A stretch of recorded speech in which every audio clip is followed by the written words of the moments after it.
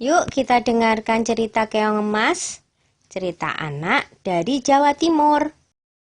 Dahulu kala, hiduplah seorang pemuda bernama Galoran. Orang tuanya adalah orang yang terpandang dan disegani di desa. Namun, Galoran suka foya-foya dan bermalas-malasan, menghamburkan harta kedua orang tuanya hingga mereka tiada. Maka habislah harta bendanya.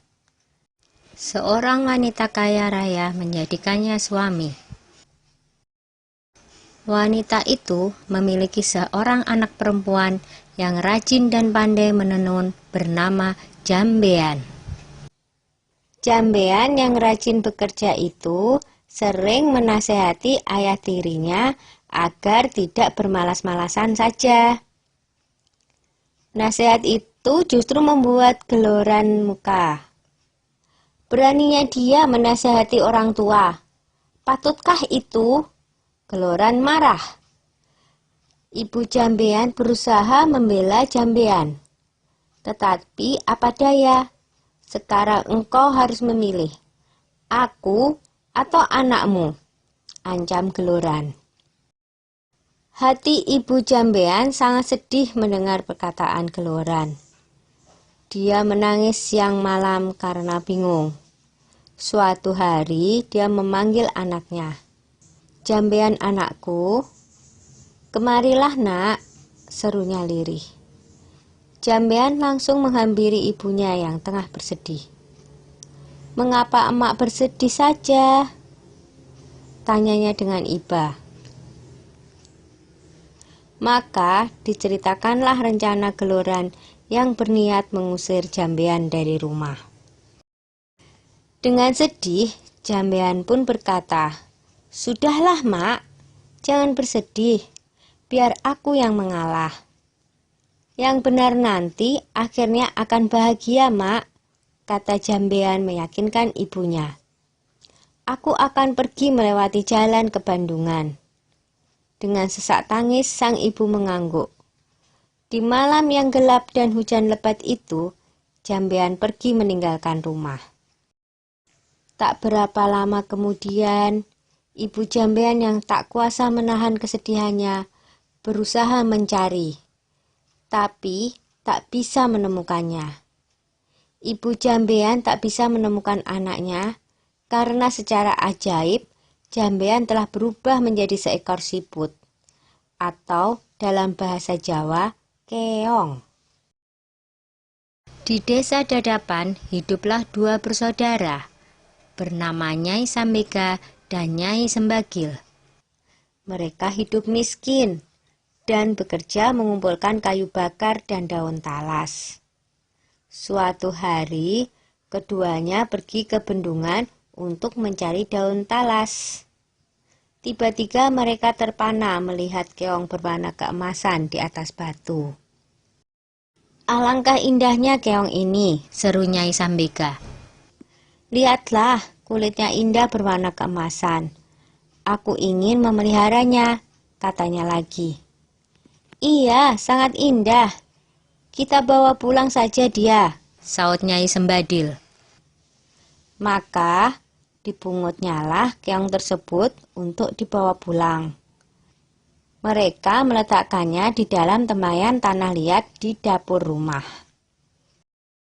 Semenjak itu, kehidupan mereka berubah.